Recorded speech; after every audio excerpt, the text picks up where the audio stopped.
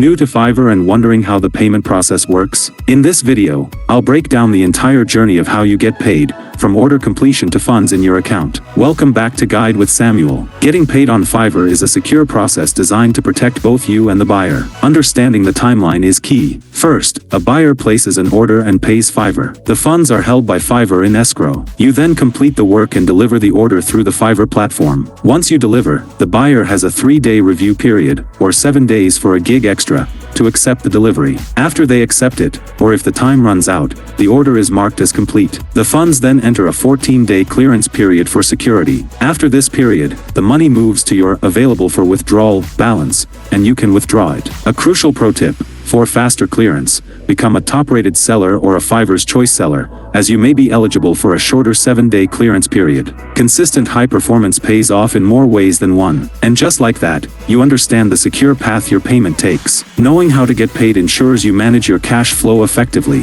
What's the first thing you do when an order is marked as complete? Let me know in the comments. For a specialized tool, subscribe for our next video on how to use the Fiverr Revenue Card. Thanks for watching.